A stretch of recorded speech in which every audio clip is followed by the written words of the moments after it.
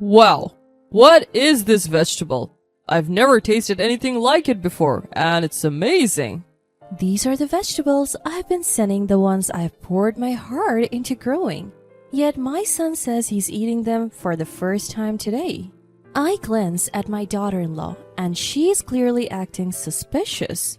She must know something about my vegetables. I'm Isabella, a 62-year-old housewife. My husband Cedric took early retirement and switched careers to farming, leasing some land from a friend. We live a quiet life, just the two of us, running our small farm. Our son David got a job in the city after graduating from college and is now married. He's a dad supporting a family with a 5-year-old child. Although we can't visit often due to the distance, knowing we're eating the same vegetables lessens the loneliness. I used to have a small garden, but farming is a whole different ballgame. I used to have a small vegetable garden at home. Initially, I was worried that my experience wouldn't be enough for full-scale farming, but my spouse and I found it to be a good fit, and we have been quite successful, especially considering we switched careers later in life. Our vegetable farming has been a hit, and now we get inquiries from all over asking to purchase our produce. We have always made it a priority to send freshly harvested vegetables to our son, daughter-in-law, and grandchildren. We send more whenever they ask. Unfortunately, I never get to hear directly from my son about how he feels about the vegetables. He is always busy, so I usually end up talking to my daughter-in-law, Stephanie. According to her, everyone in the family loves them. Whenever we send a shipment, she always says, "Thank you for the delicious vegetables. They're a big help. We're so lucky to have such tasty produce." But her thank you always sounds the same, and I wish I could hear more details about what they like. One day, Stephanie contacted me. I wondered why, since we hadn't sent anything recently. She said, "The vegetables that you sent are so delicious that we end up eating too much." It's nice to hear they enjoy them that much. She continued, "Could you send extra? My husband's coworkers would love to try them." She even said her husband was eager for his coworkers to try them, so how could I say no? Thinking it was for my son, I happily agreed to send more. We usually don't take large orders because it's just the two of us farming, but that year was a pool harvest. So we ended up sending a large shipment, turning down other customers. A few days later, my spouse and I went to the city to visit our daughter. She's single and busy with her career, which seems to be her passion. She mentioned that she lives near our son and suggested we visit since we finished our errands early. I was given detailed instructions on how to get from my daughter's home to my son's and his wife's house. We tried to contact Stephanie but couldn't reach her. So we called our son David, who said it was fine to come over. When we arrived, we were greeted by David and our grandson Edwards. Are you off work today? No, I'm just working remotely. I've been doing that for years. This was surprising because Stephanie had told us he was swamped with work. What's going on? Would you like something to drink or maybe a snack? David had moved out after high school, so he should be able to handle basic chores. But he seemed exceptionally skilled. I started switching to remote work when we found out my wife was pregnant. So I can handle all the household chores and even have some specialty dishes. I like to experiment with cooking when I have time. Then our grandson chimed in. "Dad's cooking is delicious." Wait, Dad's cooking? Where's Stephanie? She wasn't around, and I wondered if she had gone shopping since we arrived unannounced. Oh, she's been on a trip with her friend since yesterday. What? Turns out, my daughter-in-law's travels aren't a new thing. Being an understanding husband is good, but giving too much freedom can be a problem. I mentioned that their young child must miss his mom, and David laughs. If it works for our family, it's fine. If they're okay with it, who are we to complain? I decide not to interfere anymore.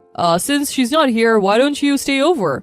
When I was a little confused, he said, "Are you going to stay the night? Wow!" As I hesitate, my grandchild joyfully pulls my hand. Seeing this, I feel like taking up my son's offer, plus who knows when we'll see them again. So we decide to stay the night. David's cooking is surprisingly elaborate and tasty. He even made it less salty considering our taste, but something feels off when I try the side dish. It's not the vegetables we sent, We sent a lot just a few days ago. Even if he shared some with his co-workers, there should be plenty left for the family. My grandson is 5 years old, too young to be able to eat his fill, so what does that mean? I ask, did the vegetables we sent not suffice? Vegetables? My wife usually buys them from the local supermarket. I didn't know you sent any. That's strange. You said you wanted to share them with your co-workers, right? No, I don't really talk to my co-workers much since I work remotely. Something's not adding up. I realized the vegetables we sent didn't go to his co-workers, so where did they go? Are we falling prey to the current trend of resale? I carefully ask David. I often talk to Stephanie on the phone. It's only when I send them vegetables, but I talk to her more than I do with my son. Really? She never mentioned that. But if you're working remotely, don't you notice her taking calls? Actually, she's often out. She calls from our mobile, not the landline, right? That reminds me of a recent conversation. I recall hearing background noise during our calls. You can always tell when a phone call is coming from outside the house. There's a certain background noise. Come to think of it, the last time we talked, well, it was a few months ago, I heard a train in the background. Our son's house isn't near a train station and there are no tracks nearby. I sense my son wants to say something, but he's hesitant because his child is around. My husband picks up on it and says, Let's go play outside after we eat. Taking the grandchild away from the table. My son exhales lightly and starts. So, the truth is, he had said before that his wife's free-spirited behavior was what made their home life work, but that was a lie. Ever since he shifted mostly to remote work, she's been spending more nights out. At first, he didn't question her trips with friends until he ran into one of those supposed friends downtown. He recognized her from the photos he had been shown as proof of their trips together. So David is sure he's not mistaken. He didn't confront her then, thinking plans could change, but when she came home, she told tales of a fun trip with the friend he had just seen. He's starting to suspect she's not with a friend, but with another man. In other words, he suspects his wife is cheating. It was a shocking confession. We decide to delay our return home to wait for our daughter-in-law who's coming back tomorrow. Stephanie comes home clearly in high spirits. She had a great trip, it seems, but when she sees us sitting in the living room, she's visibly startled. What? Isabella? Cedric? Why are you here? She was clearly upset. David quickly says, would you join us for dinner tonight? As if it's a given. Of course! She agrees, but her behavior is suspicious. She's probably gone from cloud 9 to rock bottom. Still, the dinner menu that came out was decent, and I could see that it wasn't just buying deli food and plating it up. The dinner she serves is elaborate, not just takeout arranged on plates. She's probably overcompensating for something. Mom's cooking is so fancy today. Kids are honest. Stephanie hesitates, then says to her child, it's because Isabella and Cedric are here. Well, then you should stay forever. We see the color drain from her face. Don't be selfish, they have their own lives. She scolds, but when my husband jokes, maybe we'll stay another night. Our grandchild is thrilled and Stephanie turns pale. It's clear she wants us gone. But we pretend not to notice. Maybe she thinks we're just clueless old folks. We notice the side dish is full of vegetables, the color, the texture, the flavor that deepens as you chew. It's undoubtedly the produce we grew ourselves. Yesterday it was different vegetables, but today is the ones we sent. She must have been hiding them, sharing them only with herself, but it's too much for one person to eat. And where could she hide that much in this house?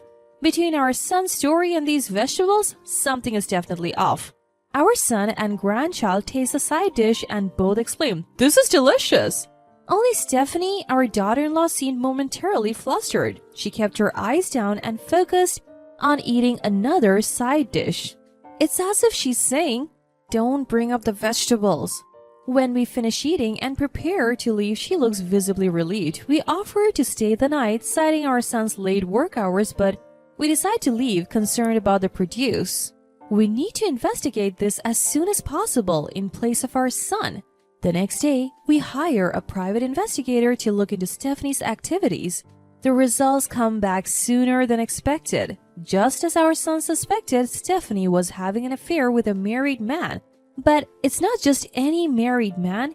He works for a company that's a rival to our son's employer. Not only was she having an affair, but she was also leaking information. In other words, confidential information our son was handling was being passed to the rival company. The vegetable we sent in large quantities were being distributed within her lover's company, claiming they were from her parents. What was sent to our son's home was given to her lover. We weren't sending it for free to the person my wife was having an affair with or to his company. I had no idea that vegetables from a bad year, which I collected after apologizing and understanding my customers, would be used for something like this. We immediately shared the facts with David, our son. He's shocked to learn that his work information was compromised and takes immediate action. The affair concerns not just our son, but us as well. We pick a time when we're sure Stephanie will be with her lover and confront them, documents in hand.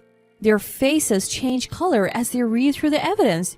You can't just leak work information. I could get fired, and who's going to suffer when the money stops coming in? You! David says, not hiding his anger. Stephanie quickly admits to the affair and the information leak. It was just a whim. He said it was great information and he took me on trips because he got promoted thanks to me. She admits it but doesn't grasp the gravity of the situation. That's it. We're getting a divorce. No, please, reconsider. I'll apologize. Until you forgive me, I'll be a good wife, a good mom. You want a man who's climbing the corporate ladder. Let him support you. That's not possible. Of course it's not. The man is also married. Stephanie cries and apologizes to our son, but he firmly says that tears are not an apology. Furthermore, our son David will take custody of the child. He tells Stephanie that she can't see the child until they are an adult. He sets strict conditions, saying she shouldn't even contact them unless the child wants to see her after reaching adulthood. Stephanie protests. Wait, this child isn't just yours. I carried him. I love him. She seems to want to maintain some relationship with our son for the sake of the child. How can you say that? You claim to love the child, yet you have an affair? Didn't you think it would be cruel for the child to be raised by a mother who cheats? Well, that's a natural conclusion. In the end, none of Stephanie's arguments hold water. We also demand compensation from her for the vegetables I sent to my son's family and for the ones she distributed to her lover's company. Naturally, this leads to her lover's wife finding out and Stephanie gets slapped with another demand for compensation. Stephanie, who had been a housewife, can't afford to pay. She turns to her parents for help, but they don't give her a single dollar. We even hear they have cut ties with her. Neither we nor our son knows what's become of Stephanie, who had little experience in the real world. David has resigned from his job over the leak. His company highly valued his work and character and didn't hold him responsible for the leak. Who would ever think their own spouse would be having an affair with an employee of a rival company and leaking work information? Though the company offered to help him find another job, my son, who has a strong sense of responsibility, decided to pursue something he's always wanted to do. He sold the house he was living in and moved closer to where he grew up. He started his own business there. He's using his past experience to make it on his own. His office is adjacent to his home so he can work while taking care of his child. Still, he occasionally asks us to watch the child for him. When he has a day off, he brings our grandchild to help us with the farming, and so our family and our son's family are cooperating and enjoying our days.